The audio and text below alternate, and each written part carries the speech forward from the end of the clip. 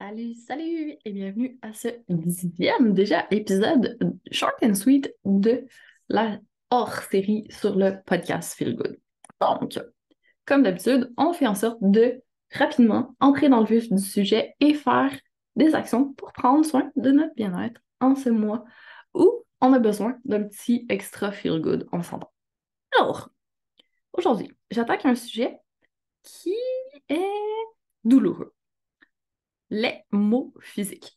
Alors, ce qu'on entend par là, c'est tout ce qui commence par un inconfort. Donc, quand on a une petite tension, mais bon, on dort le soir, on se repose le week-end et ça passe. On appelle ça un inconfort. Quand ça devient de plus en plus présent, donc ça reste le week-end, ça commence à nous empêcher de dormir, ça commence à nuire à notre vie, on n'arrive plus à faire tout comme avant. Là, on arrive dans la phase suivante, c'est-à-dire que notre inconfort est en train de se transformer en douleur. Et si on fait rien, ça va pas s'améliorer. Ça va que faire prendre de l'ampleur, ça va que empirer. Et là, on arrive à des troubles musculo-squelettiques, quelque chose qui est un petit peu plus,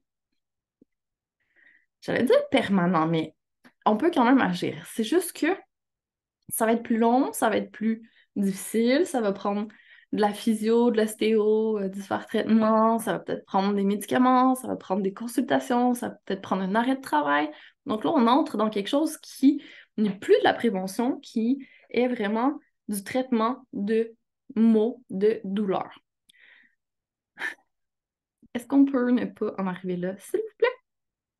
Commencer à agir dès que on sent de l'inconfort, pas attendre que ça dégénère. Parce que c'est vraiment facile de tomber dedans. J'ai failli le faire plein de fois moi aussi. Ah, j'ai un petit mal, tu sais, au bras, mais bon, c'est normal. Aujourd'hui, j'ai fait beaucoup d'ordinateur, puis j'avais pas une posture excellente, ça va passer. Le lendemain, le surlendemain, le surlendemain, ça s'améliore pas. Mhm. Qu'est-ce qui arrive? Bientôt, on va finir avec une douleur qui va être plus importante. Est-ce qu'on est en train de développer une épicondylite? Est-ce qu'on est en train de créer quelque chose, des tensions, aller vers toutes les maladies qui sont en HIT? Ça veut dire que c'est une inflammation. Donc, quand on parle de tendinite, c'est les tendons des muscles qui sont inflammés. Si on parle de bursite, c'est les bourses dans les articulations qui sont inflammées. Si on parle de Est-ce qu'on peut parler? Ben, tunnel carpien, mais là, c'est pas en HIT, mais ça rentre dans la même catégorie. C'est quand même un trouble musculo-squelettique. TMS pour les intimes.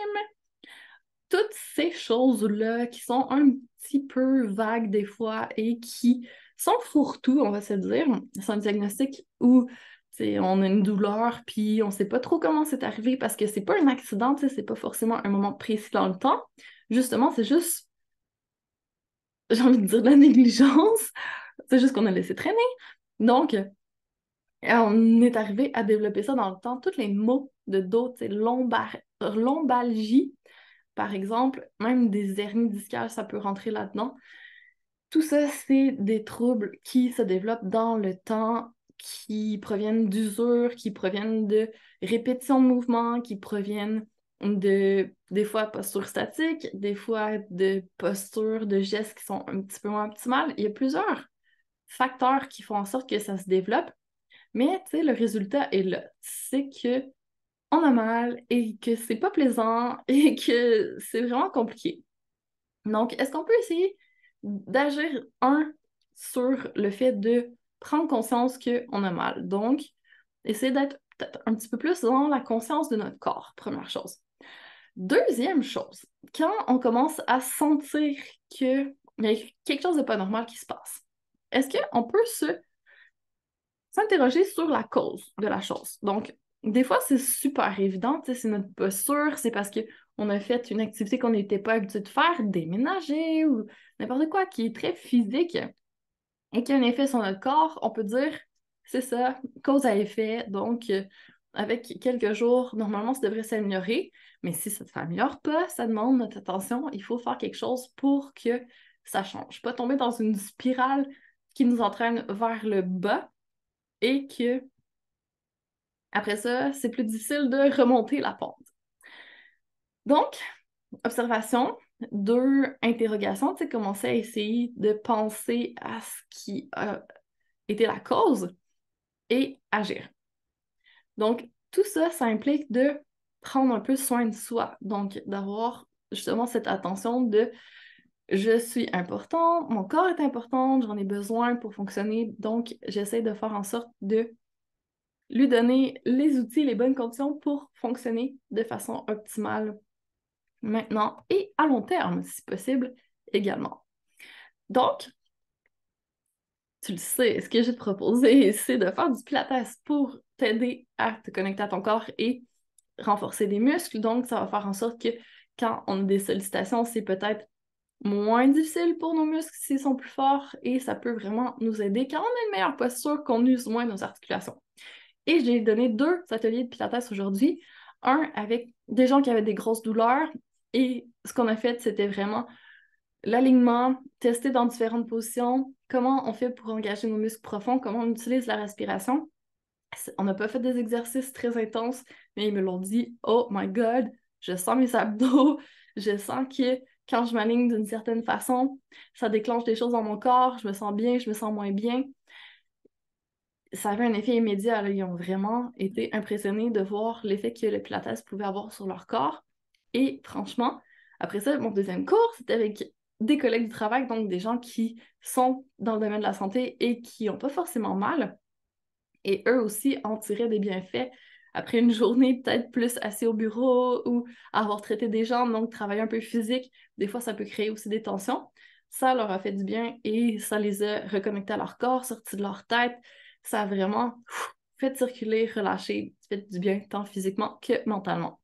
C'est pour ça que je pense que le Pilates, c'est quand même une bonne chose pour tout le monde. Tout le monde devrait en faire. Et peut-être que tu serais étonné si tu essayais que c'est pas du tout ce que tu penses.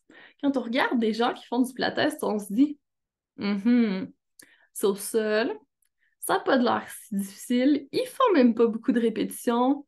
Qu'est-ce qui se passe? Easy. C'est trop facile pour moi. Et là, quand ils l'essayent, ça fait ça souvent. Les personnes me reviennent et me disent OK, ouais, j'avais sous-estimé la chose. C'est un peu plus difficile que je croyais. Ça fonctionne vraiment bien. C'est intéressant. Donc, teste par toi-même, tu verras ce que ça t'apporte. Puis, quand tu testes, tu as toujours le choix. Tu peux continuer ou arrêter. Tu gardes ce qui te convient, puis il y a 10 000 autres façons de faire en sorte de prendre soin de toi. Donc, si celle-là ne te convient pas, il y en a plein d'autres. T'inquiète, on va trouver. Donc, si tu veux commencer par le pilates, si tu veux commencer par te reconnecter à ton corps et faire en sorte de te bouger pour commencer ou recommencer ou juste augmenter ton bien-être, prendre soin de toi un peu plus, tu vas adorer ces 5 jours. C'est bref mais intense. C'est short and sweet aussi. Et ça va avoir un effet positif sur ton bien-être maintenant, mais aussi à long terme. Donc, inscris-toi, on commence samedi et j'ai super hâte, ça va être trop bien. Donc, écris-moi si tu as des questions ou quoi que ce soit, ça va me faire vraiment plaisir. Et surtout, fais quelque chose si tu commences à sentir que j'ai un inconfort, j'ai des tensions. Qu'est-ce que je peux faire avant que ça passe au niveau supérieur, que ça commence à prendre de l'ampleur et que ce soit plus difficile? Je te jure que ça vaut la peine d'agir de façon un petit peu plus précoce, préventive pour éviter que ça dégénère. Alors, sur ce, je te souhaite une magnifique suite de journée et je te dis à bientôt pour encore plus de Feel Good.